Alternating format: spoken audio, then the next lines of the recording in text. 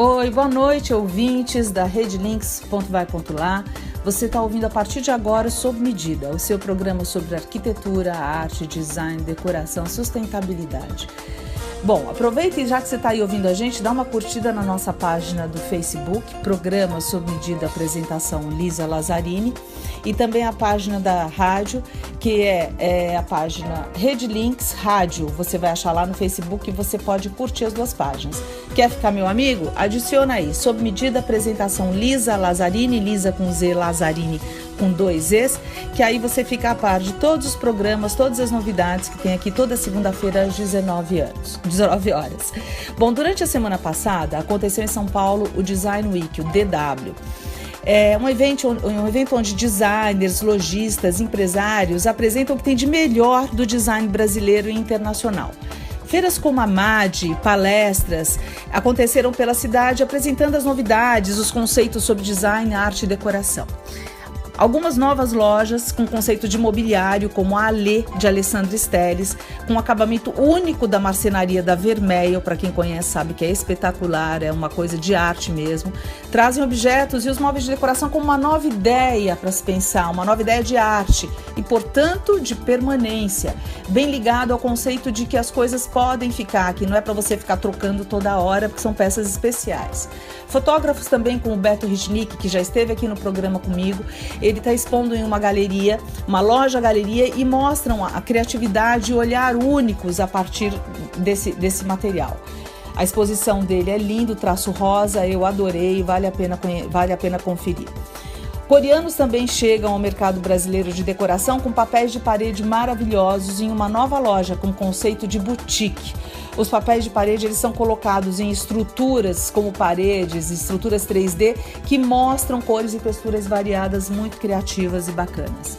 Arquitetos como Oswaldo Tenório, que eu adoro, que é a onda do momento, Tenório, parabéns Tenório por todo esse trabalho legal que você está fazendo, criando peças não só para Valver Banheiros, que Juliana Sedó teve aqui com a gente semana passada falando um pouco sobre esse material de banheiro especial. Tenório criou uma banheira linda e outras peças legais, e expõe também em seu ateliê, que também é uma loja de design brasileiro junto com outros designers. A Lalamp também, com a sua linha Zodiacs, onde ela mostra que constelações se transformam não somente em luminárias, mas também em objetos para experimentos sensoriais. Bacana visitar a loja, vale a pena. Bom, e também para o programa de hoje, o bate-papo vai ser com Miguel Góes, arquiteto formado pela FAUSP, que conta um pouquinho para a gente da sua experiência, do seu processo criativo e seus projetos comerciais, que são a grande maioria do trabalho dele. Todas as imagens sobre esse programa você vai poder ver lá no Facebook, na página do Sob Medida apresentação Lisa Lazzarini, que você me adiciona como amiga, e também pode curtir no programa Sob Medida a apresentação Lisa Lazzarini. Vamos lá? Espero que vocês gostem. Então, eu tô aqui com Miguel Góes, da M. Góes Arquitetura mais Design, que é um escritório aqui em São Paulo, muito bacana, e que trabalha com grandes empresas como a Bayer, como a Ben Jerry's, de sorvete, que vocês já devem conhecer. E eu estou aqui num bate-papo, vamos começar agora, para saber um pouquinho de como eles trabalham aqui no escritório deles. Antes, eu vou deixar ele falar um pouquinho dele, da formação dele, que eu acho importante para as pessoas conhecerem. Tem arquitetos e designers nos ouvindo, para você servir até de inspiração, Miguel. Miguel, boa tarde. Oi, boa tarde.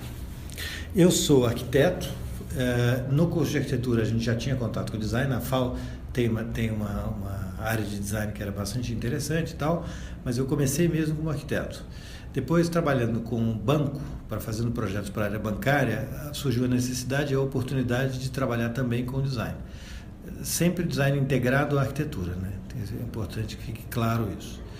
Depois, mais tarde, por causa desse trabalho com bancos, em 2002, eu comecei a trabalhar com a BCH, que depois virou Future Brand, e eu me mudei para a Future Brand em 2004, final de 2003 para 2004, para fazer o TAI, que era financeira do Banco Itaú, e eu fiquei lá como responsável pela área de arquitetura. Lá chamava-se Design Ambiental, e a gente acabou incorporando isso ao nosso vocabulário, enfim.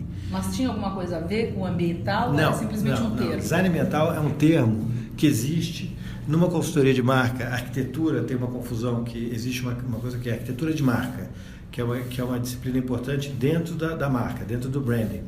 Então, lá virou design ambiental. Eu ri muito quando me deram esse título de designer ambiental, porque parece uma coisa um pouco ligada às questões ambientais e tudo mais. Uhum. Então, é ligado ao ambiental no sentido de é ligado ao ambiente, ao espaço, mas não ao meio ambiente. Tem aos 3 R's, não a sustentabilidade. Não, até pode ter, enfim, mas não é isso. Design ambiental é uma disciplina que reúne a arquitetura mais o design, criando espaços e projetos para marcas. É isso que a gente fazia, isso que eu fiz lá na FutureMan há muitos anos. Eu saí de lá em 2010, reconstituí o escritório, fazendo exatamente o que eu fiz lá esses 8 anos e o que eu fazia um pouco antes também. Esse aprendizado foi importante para conhecer um pouco mais essas questões ligadas à marca, né? Trabalhar a experiência de marca, entender o que é a experiência de marca e explorar a marca para projetos de arquitetura e design. E me diz uma coisa, hoje em dia você tem um escritório que é voltado tanto à arquitetura quanto ao design. A necessidade veio por causa de clientes assim, ou porque você acha que isso é um processo natural que acaba acontecendo, onde o design e a arquitetura muitas vezes têm que andar juntos, para que você consiga até fazer com que o cliente tenha uma visão abrangente do projeto que você está apresentando? Eu escolhi, há muitos anos atrás, trabalhar para clientes corporativos e clientes comerciais. Quer dizer, a oportunidade de trabalhar para o segmento bancário era justamente trabalhar, e para o varejo, era trabalhar para um tipo de cliente que tem uma demanda que me interessava para manter o escritório, enfim, para desenvolver um trabalho. Quando você trabalha para clientes de varejo ou clientes, ou para as marcas, enfim, você trabalha as duas coisas de uma maneira muito integrada. Não dá para trabalhar as coisas de uma maneira dissociada. São disciplinas absolutamente conectadas, as duas. E então, assim, essa oportunidade levou ao desenvolvimento e assim, a juntar, reunir pessoas que tivessem essa familiaridade tanto com a arquitetura como o design. Quer dizer, o ideal é trabalhar com arquitetos que trabalham com design.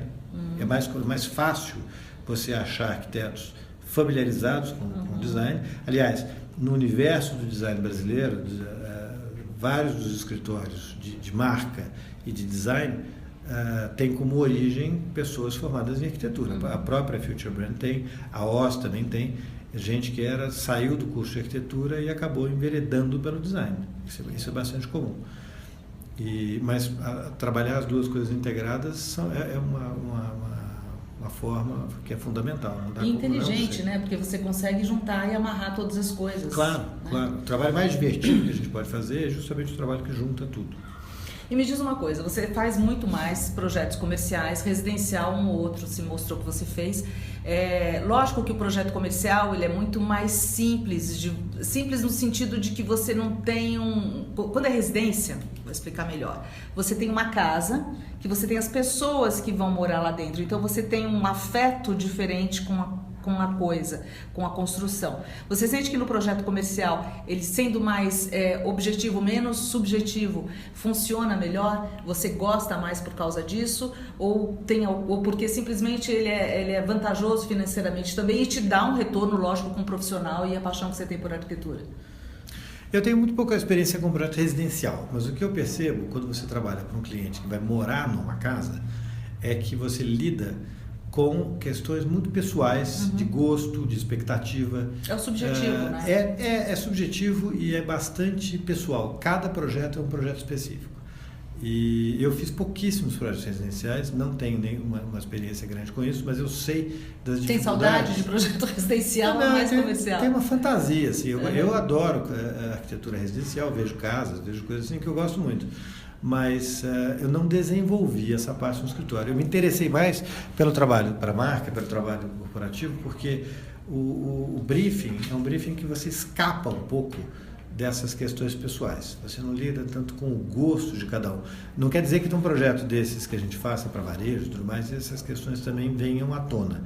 Mas existe uma relação que eu acho que é um pouco mais profissional, de uma certa maneira.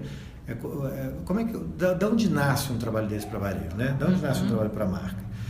Nasce de uma leitura, primeiro, quais são os atributos da marca, qual é o posicionamento dessa marca, o que essa marca quer comunicar. É daí que a gente extrai os elementos para criar um projeto ambiental.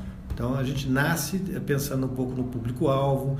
Então, são questões que elas são um pouco menos subjetivas. Não significa que no meio do caminho algum cliente apareça com questões de gosto, expectativa. Existe isso, porque no meio do trabalho tem sempre alguém que é o dono do trabalho. Ou que se sente o dono do trabalho, né? Mas é uma variável menos frequente, assim, então, assim, os ingredientes que a gente usa no projeto, de um projeto de design ambiental para uma marca, eles são muito diferentes do projeto residencial. Entendi. Claro. E me diz o seguinte, você falou um pouco de...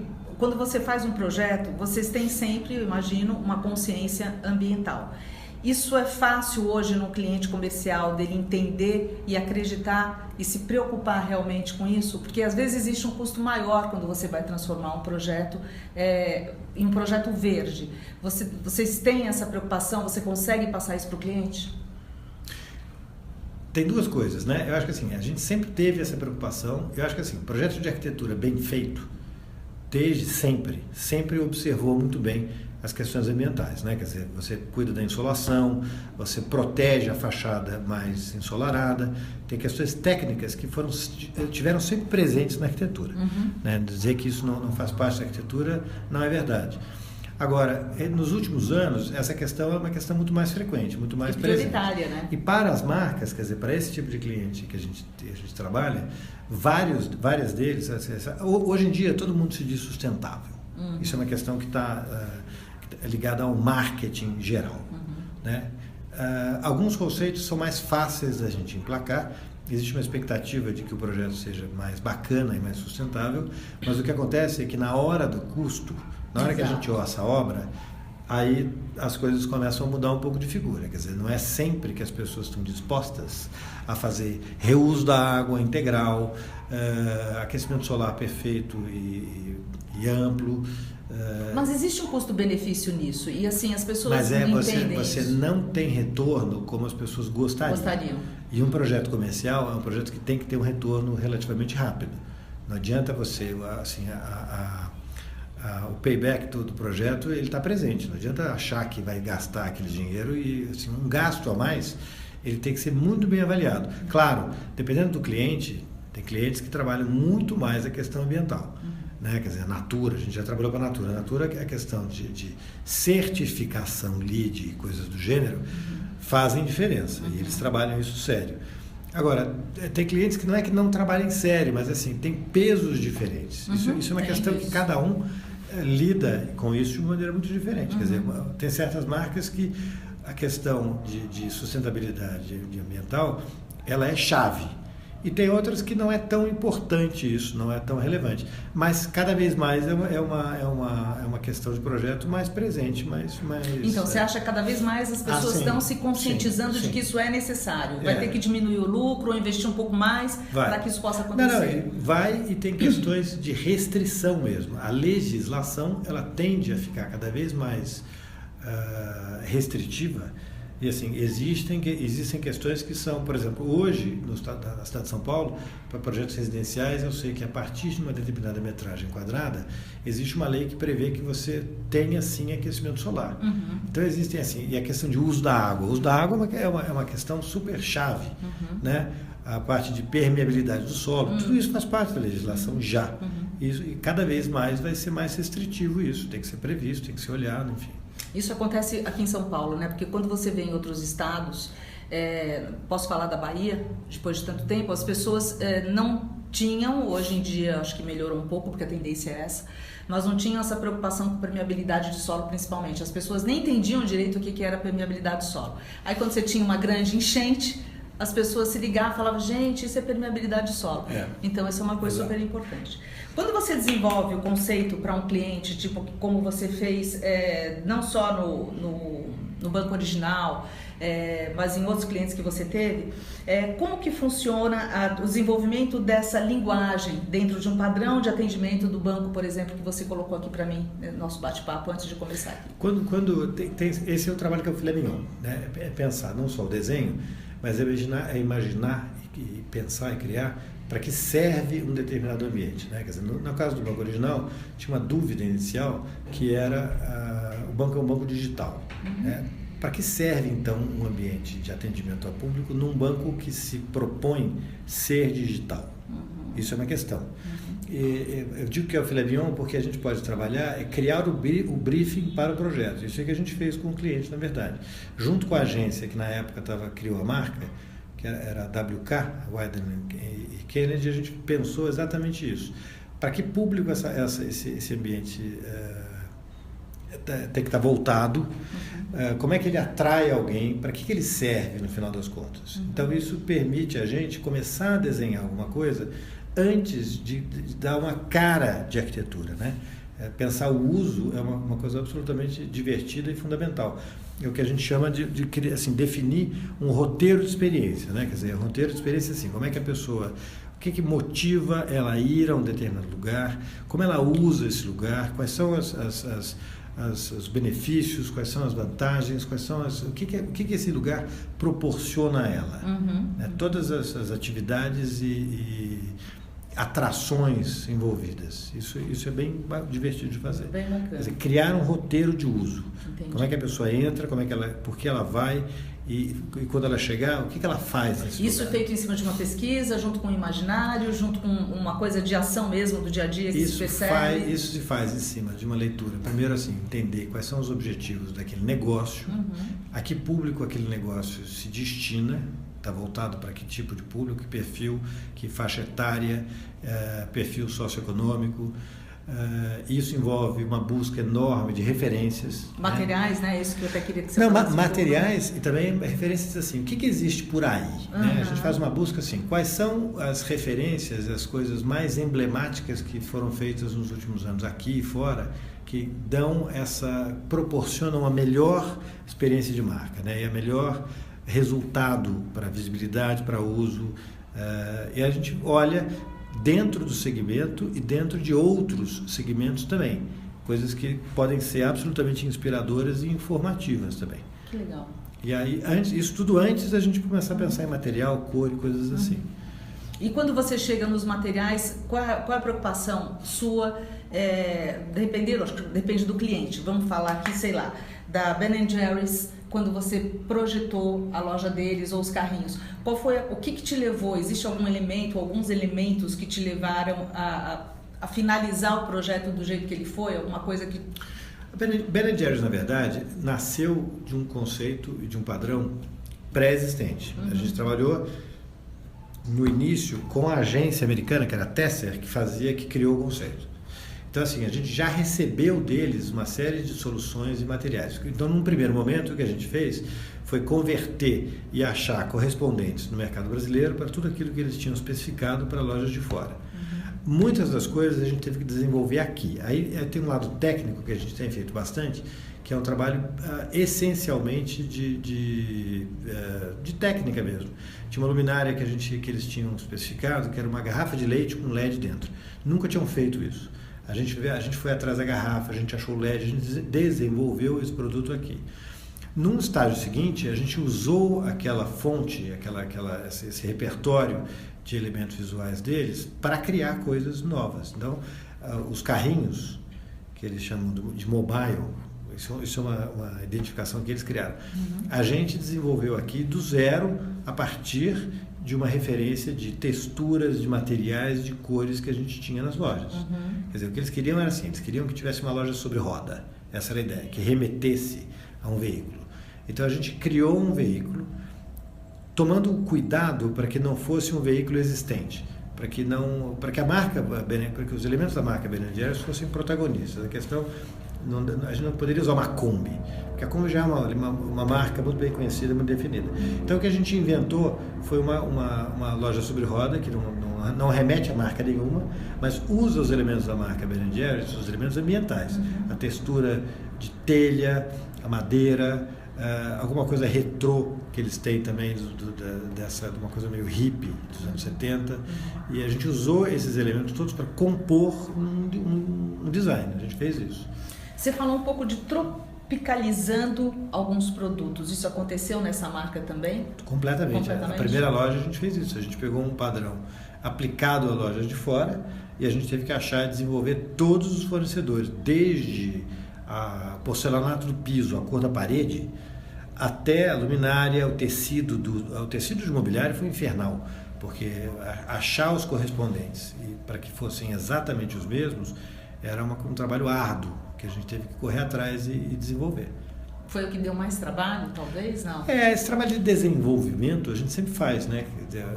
A Ben & Jerry's a gente fez bastante, a Marceneiro, o mobiliário, a gente trabalha com muitas empresas de comunicação visual, desenvolvendo e trabalhando junto com eles. É um trabalho que a gente não há como fazer que não seja 4 mãos. Protótipo, tem que fazer essas coisas todas. No Banco Original, bastante também. Todo o mobiliário, o balcão do café, tudo foi desenvolvido, customizado para o banco. A gente desenvolveu, criou... Desenvolvido ou customizado para aquela marca. Foi criado para eles e assim, enquanto a gente não teve tudo feito, pronto, o cliente não sossegou. Do Banco Original, a gente criou uma coisa para Faria Lima, que é uma tela de aço inox. A gente queria usar uma tela de aço inox recobrindo o prédio. O prédio tinha uma geometria ingrata. Eu queria fazer uma fachada mais limpa. Então a gente foi atrás de um fornecedor de tela de inox. A gente achou um cara, uma empresa super bacana, uma empresa alemã, que forneceu. Mas o cliente ficava super inseguro, falava, não, como é que é essa tela? Como é que ela vai ficar? A gente tinha umas amostras pequenas que são lindas, mas você não entende aquela amostra pequena, como é que ela funciona. É que é difícil para o cliente, às vezes, ver o 3D da coisa pronta, para a maioria deles. Não, e para o cliente e para nós também. Quer dizer, eu mais ou menos sabia. É mais fácil, que vocês conseguem ter... Claro, mas eu digo a você que assim, a percepção final só tem na vida real. Sim. A gente sabe que pode dar uma coisa boa. Mas assim, a cara que aquilo ficou, só no dia que a tela ficou esticada na fachada e que o sol bateu, a gente viu a tela de manhã, de noite, de tarde, como é que era a transparência em condições de luz diferentes. De fora, de dentro para fora. Aí é que isso ficou visível e perceptível. E aí o cliente ficou super satisfeito, foi ótimo. E a gente também, que a gente se divertiu bastante. Você não acha essa parte extremamente prazerosa? Que eu acho essa parte de desde descoberta... o trabalho de desenvolvimento. A grande dificuldade é você achar um cliente que tope fazer da concepção até o desenvolvimento. Tenha paciência para fazer isso tudo, porque demora, e queira contratar um projeto nessa extensão. Nem sempre a gente consegue fazer um projeto de cabo a rabo. Existe uma pressa louca que as coisas fiquem prontas e que atrapalha bastante. E aí acaba tendo que ficar pronto do jeito que dá. Muitas vezes. A gente se acostumou já esses anos todos a trabalhar em prazos meio exíguos, né, para dizer o mínimo. Mas é assim que funciona. Assim, a gente trabalha de acordo com o prazo que é viável. Legal. Bom, eu estou aqui conversando com o Miguel Góes, da M. Góes Arquitetura Mais Design, e estamos conversando um pouquinho de tudo do que o escritório dele faz, um pouquinho de arquitetura. Daqui a pouco eu vou perguntar para ele também algumas coisas específicas sobre a Semana DW que está acontecendo em São Paulo, que eu vou falar um pouquinho aqui também depois, tá, Miguel? Mas ainda vamos continuar falando das coisas aqui. O que eu achei legal, você me falou sobre um projeto de educação que você fez para a Prefeitura de São Bernardo, é isso? A gente atendeu a um consórcio de empresas de engenharia durante esses 4, 5 anos, fazendo projetos tanto para a área de saúde, mas basicamente para a educação. A gente primeiro fez uma série de reformas de creches e escolas primárias e EMEBs, né, unidades municipais de crianças muito pequenas. E no ano passado a gente fez um pacote grande de escolas, a gente deve ter feito umas 15 a 20 escolas. E foi bastante interessante, assim, de lidar um pouco com essa necessidade de educação pública. A prefeitura tinha um programa bastante audacioso de reforma e construção de escolas, e a gente atendia um consórcio que atendia a prefeitura. E a gente, de uma certa maneira, definiu um padrão a 4 mãos com a prefeitura, usando um pouco a experiência que eu tinha tido no passado e de algumas coisas que existem da FDE, que é a Fundação para o Desenvolvimento da Educação, que é um padrão bem inteligente, bem bacana, desde modularidade até sistemas construtivos, de obras de baixo custo, e a gente incorporou algumas coisas que a gente gostava, enfim, a gente criou uma linguagem que a gente foi desenvolvendo ao longo do tempo. Entendi. Isso é muito bacana. Depois eu vou postar para vocês também, vocês vão poder olhar pelo Facebook, as imagens dos projetos daqui e vão poder apreciar um pouquinho mais disso que a gente está conversando. Bom, você também fez uma intervenção, uma reforma no Consulado de Portugal aqui em São Paulo. Fiz. Como eu conheço o consulado, eu consegui ver algumas coisas que achei bárbaras. O que eu acho mais legal, das coisas, não é o mais legal, mas uma coisa legal que vocês fizeram lá, que eu acho legal, é reformar por dentro, mantendo a fachada original daquela casa, que é muito linda, né? e atrás, aquele projeto moderno que eu não cheguei a ver, agora eu estou curiosa, eu vou ter que ir lá no consulado só para ver esse projeto por trás. O que você tirou daí que você mais gostou, que você mais curtiu? O mais divertido é que era um trabalho com um programa pouco comum, inusitado, um programa para uma instalação consular de atendimento ao público, aos portugueses de São Paulo, enfim. O consulado, ele até então ficava na Liberdade, onde tem uma instituição chamada Casa de Portugal, e o cônsul na época fez um trabalho bastante interessante de investir numa instalação mais moderna e contemporânea. Facilitou muito o trabalho, porque a gente teve fizemos um trabalho com ele gostava muito de arquitetura e coisas assim, e a gente teve liberdade de explorar bastante o que a gente quis.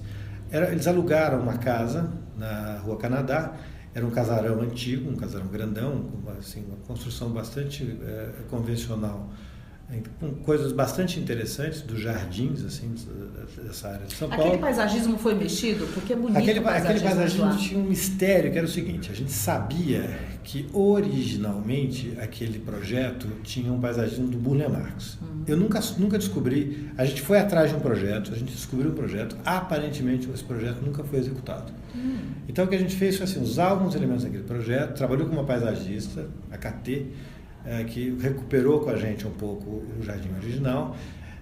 A casa, a parte dos fundos, que era a parte de lazer, vamos dizer assim, tinha um pavilhão de serviços lateral, térreo, que a gente ampliou, fez um pavilhão com as instalações de trabalho modernas, contemporâneas, bacanas. A gente não teve nenhuma restrição a modernizar o projeto com isso. E a gente fez toda a parte do fundo se voltar para uma piscina enorme. Havia no início uma necessidade de acabar com a piscina, e a gente acabou propondo que a piscina fosse mantida e fosse convertida num espelho d'água. E a gente conseguiu fazer isso, fazendo um deck em volta, coisas assim. E a parte interna da casa, a parte térrea da casa, passou por uma remodelação grande.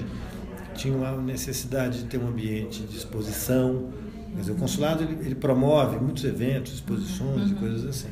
E a gente equipou uma construção super antiga para atender esse uso. Eu gostei muito das cores que foram usadas, são cores sóbrias e ao mesmo tempo modernas. Eu senti isso lá, achei muito bacana. Eu conheci o consulado quando era na Avenida da Liberdade e conheci depois aqui na Rua Canadá. E achei assim, e é engraçado porque para quem conhece o país, isso é muito interessante, o país deu nos últimos 20 anos um upgrade, né? Portugal em si. E era como se isso fosse o retrato daquilo para mim. Eu achei isso muito bacana. Mas era mais ou menos isso mesmo, quer dizer, a expectativa do cônsul, eu acho que do consulado, né, do Ministério das Relações Exteriores, era certamente ter uma representação diplomática mais bacana. Porque na Liberdade eles eram muito limitados, era pequeno, não dava para fazer uma instalação que tivesse uma imagem mais bacana, mais moderna, mais contemporânea, enfim. Acho que a intenção foi um pouco essa, atender, muito bacana. E resolver... eu acho que deu um bom resultado, eu vi isso, eu enxerguei foi divertido, foi um trabalho bom de fazer. Eu enxerguei isso mesmo, claramente. Como eu já fui a Portugal várias vezes e vi assim, todo esse desenvolvimento, então assim, hoje você vê uma juventude lá muito mais conectada com a juventude do mundo. Há uns 20, 25 anos atrás não era assim. Você notava que existia um gap, existia um buraco entre as duas. Hoje em dia não, é um país extremamente moderno. A arquitetura portuguesa é sempre uma referência bacana, né? Sim, bacanérrima. Desde de Fernando Távora, Álvaro Siza. Outro dia tinha um depoimento muito bacana do Eduardo Souto de Moura. São todos muito bacanas e muitos outros, enfim. Falei, ainda vou fazer um programa lá em Portugal. Vou fazer, que eu adoro. Eu tenho um primo arquiteto lá, ainda vou me enfiar lá e vou fazer com ele. Bom, uma outra coisa que eu queria saber, assim, como o serviço digital no Brasil, que você usa muito aqui para o teu escritório, tanto para desenvolvimento dos projetos, para marca, para branding. Você faz branding também aqui? Não. Não, branding é fora. Não, eu trabalho junto com, às vezes, há trabalhos que eu trabalho junto com pessoas que fazem a parte de branding, claro. Mas eu, pessoalmente, não faço. Eu faço design para uma marca e eu trabalho em parceria com consultoria de marca. Entendi. Então, o sistema digital você usa quando você precisa de digitalização, é o quê? Em cima de projeto? Em cima de que vocês usam mais aqui? O que você chama de digitalização? Digital é assim, desde a construção de uma marca, quando você consegue desenvolver uma marca no computador, até impressoras 3D, vamos dizer. Então, tudo... Toda atividade de projeto hoje em dia é feita, a ferramenta digital é fundamental, né? Seja para fazer as coisas mais... Para você cria com a mão primeiro ou você vai direto? Com a mão. Eu crio com a mão, eu não acredito que dê para... Há quem crie, assim, quem faz marca, na verdade eu vejo assim, os designers mais moços, eu sou arquiteto, quer dizer, basicamente quando eu faço trabalho de criação, de arquitetura, é na mão. Eu nem sei usar a ferramenta digital. Mas as pessoas que trabalham para mim já começam, às vezes, a trabalhar do início no digital. Isso é muito uma coisa de geração. Mas eu acredito ainda muito no desenho à mão, mesmo para a parte de marca, identidade visual, coisas assim, que eu não faço. Quer dizer, o escritório faz, eu participo de tudo, opino, me divirto com essas coisas todas, mas a ferramenta digital é fundamental. Mas eu acho que no processo de criação ela entra um pouco mais tarde, um pouco assim. O primeiro traço, eu acredito, no desenho à mão. Porque tem emoção. Eu digo assim que desenho à mão, quando você começa a rabiscar, você tem a emoção que chega na ponta dos teus dedos. E o lápis ou a caneta, enfim, é um instrumento para você poder materializar aquilo. Eu tenho essa impressão. Mas você sabe que isso é uma coisa meio engraçada, assim, né? Tem uma certa mística com isso, né? Quer dizer, eu acho que para pensar um projeto de arquitetura, eu tenho o hábito de começar a desenhar à mão. Eu gosto de desenho, eu gosto de desenhar. Agora, eu vejo, quando eu sento ao lado de uma pessoa que está fazendo um trabalho desses, com esses programas em design, essas coisas assim, eu enxergo exatamente a mesma relação com o traço. Você com o mouse ou com uma caneta dessas de digitalização, assim, existem, então, assim, eu acho que a ferramenta digital, o hardware e o software, permite certamente esse mesmo processo. Acho que são coisas muito parecidas. Entendi. Cada um faz da sua maneira. Escuta, você fez muitos projetos para a Bayer, por exemplo. Eu queria que você contasse um pouquinho como que é trabalhar, projetar para outros estados.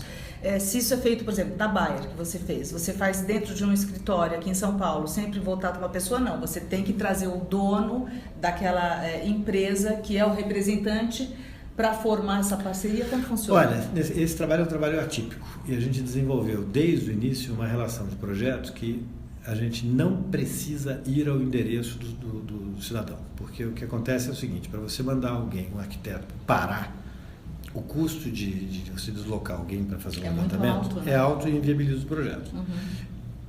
Então o que a gente fez desde o início foi desenvolver uma forma de trabalhar que a gente recebesse as informações necessárias para fazer um projeto muito simples. A gente desenvolveu uma forma de trabalhar muito simples e foi um super aprendizado isso. Assim, eventualmente a gente vai. Eu tenho ido às vezes, até que é importante para conhecer o cliente. Alguns clientes é importante ter um contato direto, e é importante também conhecer a realidade de cada lugar desses que a gente faz o projeto. Então tem duas coisas, assim. Uma é que a gente pode fazer o projeto à distância, basicamente conversando por e-mail e às vezes por telefone. E a outra é assim, é desenvolver um projeto que ele é exequível por qualquer fornecedor no Brasil inteiro. Isso é uma coisa importante, né? Nós de materiais. A gente fez de uma forma, e a gente, nesses 6, 7 anos que a gente trabalha com isso, a gente fez um trabalho que é interessante, que é desenvolver fornecedores de comunicação visual em todo o território brasileiro. Então, hoje, existe uma lista de fornecedores que a gente conhece por e-mail, por telefone, e a gente sabe que eles são capazes de fazer esse trabalho muito bem feito. Então, mas você tem sempre uma preocupação de... Tudo bem, eles sabem, mas deles conseguirem o material, porque tem muitos materiais que são difíceis. Mas não adianta a gente fazer um projeto que não se realize no norte do Pará. Então existe essa preocupação, nós temos que ter aqui em todos os lugares. Claro, mas eu acho que assim, uma preocupação básica do projeto, isso vale para a Bayer e vale qualquer projeto que a gente faz. O projeto não se encerra no desenho, o projeto se encerra na obra feita, em alguma coisa pronta e executada. Se aquilo não puder se transformar em alguma coisa real, não funciona. A gente não vende desenho, A gente vende uma solução que tem que ser executada. Tem que ser execuível. A gente participa mais ou menos, em menor ou maior grau, desse processo de implementação e de execução. O ideal é que a gente possa trabalhar até o fim, nem sempre a gente pode. Mas para a Bayer é um exemplo disso. Assim, a preocupação é que ele seja sempre execuível. Tem algum xodó seu de todos esses seus projetos? Você fala assim, esse aqui eu gostei, fiz começo, meio e fim, que seja a sua menina dos olhos? Tem vários projetos, assim, todos esses que a gente estava começando tem um lado divertido. Sempre tem. Eu acho que assim, Banco Original é um trabalho bom, porque é um trabalho que nos permitiu trabalhar desde esse traço inicial de pensar para que serviria, até a gente acompanhar uma obra, executar a obra até o fim, sem grandes limitações de buscar soluções que fossem as mais bacanas. O cliente tinha essa expectativa e foi ótimo fazer isso. Consulado de Portugal foi um trabalho bacana para a gente poder fazer uma coisa de arquitetura bem legal. E entre essas escolas públicas, existe uma dificuldade muito grande de você realizar uma obra pública exatamente como você pensou. Porque nem sempre, muito raramente, o arquiteto tem uma participação até o fim. E a gente teve uma surpresa ótima, que foi visitar uma das escolas que a gente fez em São Bernardo, e vê-la super bem executada, assim, quer dizer, o projeto estava lá, a gente viu exatamente o que a gente queria e é bom a gente poder... E essas escolas que você fez em São Bernardo, elas funcionaram, tem alguma que funcione como modelo? Existia um modelo em cima disso para que isso fosse repetido várias vezes? Não, a gente foi definindo o modelo ao longo do tempo. A gente começou fazendo um projeto de reforma, teve um aprendizado importante junto com o pessoal de lá, da prefeitura, pessoal técnico da prefeitura, no sentido de trabalhar soluções técnicas e construtivas que fossem muito simples de executar. Obra pública, não adianta a gente pensar em coisas absolutamente sofisticadas e de difícil execução. Então isso foi um trabalho que a gente teve um aprendizado ao longo do tempo. Legal. Eu acho que mesmo essas escolas, se a gente voltar a fazer esse tipo de projeto, eu espero que a gente volte, certamente elas têm um aprendizado assim, de buscar soluções mais simples e de custo mais baixo, tem esse tipo de coisa. Como que você, como arquiteto, vê hoje o mercado de arquitetura no Brasil e o quanto isso desenvolveu ou quanto isso cresceu nos últimos, 20 ou 30 anos? Acho que tem uma melhora, assim, eu comparo um pouco, quando eu era recém-formado, há 30 anos atrás, a condição de trabalho era pior, seguramente. Quer dizer, o escritório, a gente teve 10 anos, 15 anos, os últimos 15 anos talvez, de muito trabalho. Assim, teve uma evolução, claro, mas eu acho que de outro lado existe uma questão que assim, o projeto, a necessidade de projeto é uma coisa muito questionada e assim, é uma coisa que a gente tem que lutar muito, né? Especialmente projetos públicos, né? Recentemente a gente viu uma aprovação de uma lei absurda, não sei se é uma lei, que permite que obras públicas sejam licitadas e contratadas sem um projeto executivo. Eu vi, isso é um absurdo, então, gente, não existe, né? Isso é um absurdo completo. Isso não existe. Então, assim, existe uma melhora grande, assim, o mercado melhorou, a demanda por construção mudou, então, assim, a gente teve acesso a muito mais trabalho. A gente teve muito mais, teve a possibilidade de montar escritório e tudo mais, eu tive anos de muito trabalho. Por outro lado, assim, seria muito importante que institucionalmente o projeto fosse valorizado muito mais do que ele é. E essa loucura que a gente assiste nas obras públicas passa muito pela falta de valorização do projeto do arquiteto. E falta de preparo, talvez, de quem vá atrás dos arquitetos ou das equipes necessárias para a realização disso também. Mas assim, seria muito importante que quem coordena esse processo todo entendesse que o projeto é uma ferramenta fundamental para fazer bem feito, para fazer com um custo adequado, lógico. Para fazer de uma maneira tecnicamente bem feita. Sem o executivo é muito difícil você fazer os levantamentos. Não faz. Você não, é um escândalo contratar uma obra sem um projeto executivo. E isso envolve não só a arquitetura, mas envolve todas as disciplinas de projeto. E isso é um outro dado assim, que a gente trabalha muito próximo dos projetistas complementares, é fundamental.